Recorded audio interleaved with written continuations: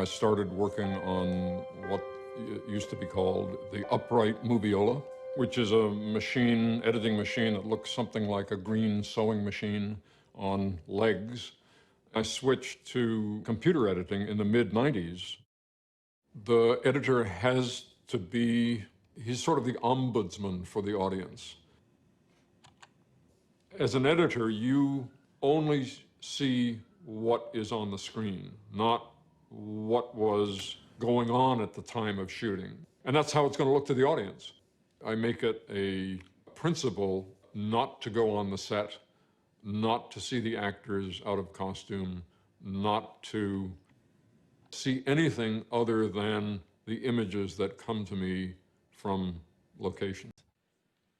This is the first thing in that I'm standing up, which allows me a considerable amount of freedom of movement, and it also means that I'm sprung. I guess is the only word for it. And frequently when I'm looking at the cut, I will stand here with my hand on the controls, almost like a gunslinger, and trying to hit the point of the cut with my knees bent. And somehow this is important for me because it allows me to internalize the rhythms, the visual rhythms of what's happening. At this point, we've started with a blank slate. So the question is, what are we going to start with? That looks like a good possibility. It establishes things. So there's Anthony saying action, and they start to come forward. We could begin it anywhere in here, but see, there now somebody falls right here, and that's good. Falling is good. We will edit this shot into the timeline. And there it is. In the end, there will be probably 5,000 shots in the film, and all of them have to be ultimately be the right shot in the right place for the right length of time.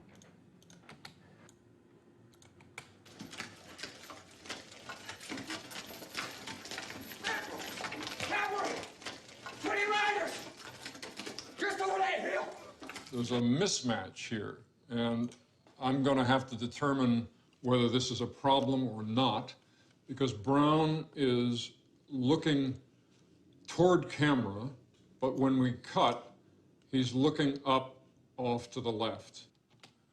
We can have Jeremy come in and cut so that Jeremy's head is masking Brown's head, so that the mismatch is not seen. And now I'm going to mark this frame, and I'm going to get rid of this area, which is 1, 2, 3 frames. And now I'm going to look at it in context and see how it looks. Good. You have to have the personality that enjoys that it's almost like making little pieces of jewelry, that patience of the individual shots and how they're crafted together. But at the same time, you have to have an appreciation for the larger picture and how these shots fit into the larger picture of the scene, and then how the scene fits into the larger picture of the sequence, and how the sequence fits together with the larger picture of the whole work, and then how the work fits together with society. So it's a boxes within boxes within boxes. In the 1930s, movies became an even bigger business. The movie studios introduced sound films and radically reshaped movie making. Hollywood retooled itself on the model of the factory assembly line. The studios cranked out movies with almost the same speed that Henry Ford mass-produced cars. I don't want it good, Jack Warner declared. I want it Tuesday. You now needed an industrial system to make this all work. In the first 20, 25, 30 years of cinema, large numbers of editors were women. It was considered to be a woman's job because it was something like knitting, it was something like tapestry, sewing, that you took these pieces of fabric, which is what film are, and you put them together. It was when sound came in that the men began to infiltrate the ranks of the editors because sound was somehow electrical. It was technical. It was no longer knitting. Can help a director. Another way of looking at film editing is that it's a dance of eyes.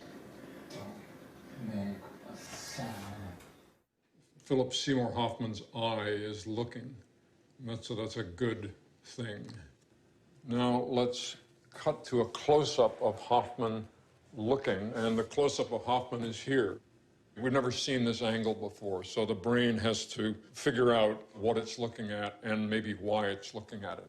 And to the degree that you hold shots a certain length, you allow a certain train of thoughts to happen. When you cut a shot off, you've also cut off the thinking about that shot. Now, we want to cut to what he sees, because that's how we're going to understand what he's thinking about. Now, there you see him thinking, and then his eye goes down. So let's rerun that at speed. Flinch, point of view, thinking, other co-conspirator. Let's do it now. What? Let's go. Oh, something's up. Let's go. Don't do it. And we go. There's something about film, because of its sensory completeness, the fact that it is sound and image in this powerful fusion, that gets at something very deep within us. One of the things you have to develop as an editor is a very strong intuition about where is their attention. And under most ordinary circumstances, you're carrying that attention around without doing violence to it. It's like a cup that you're full of liquid that you're carrying. I don't want to spill anything. And as a result, people feel the invisibility of what you're doing. I often forget that what he actually does is assemble the film in a technical way, because most of our discussion. But a lot of what a director does is what the immune system of the organism does, which is to say, yes, that's good. I will allow this to come into the body. Or, no, that's a different blood type. I don't want that to come in. So they're going up, trying to get away from him before he catches them. Then the cavalry come around the corner. And Vesey, the Philip Seymour Hoffman character, realizes that his only chance now is to yell, and maybe the Northerners will shoot the home guard.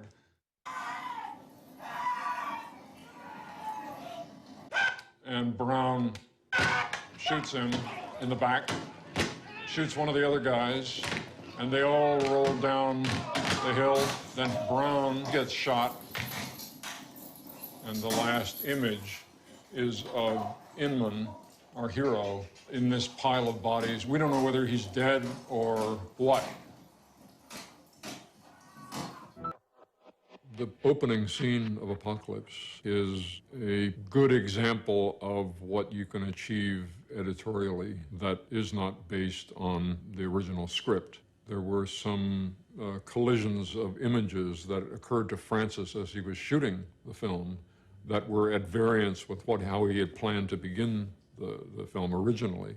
The trees being napalmed was originally shot for the surfing scene, which comes much later in the film. There was a shot of jungle bursting into slow motion flames with helicopters flying at odd angles in slow motion through the frame. And when Francis saw that shot in dailies, which was, I think, simply done to record this explosion. It wasn't intended to use it in the finished film. But he looked at it and said, that's the film right there. This jungle, flames, helicopter.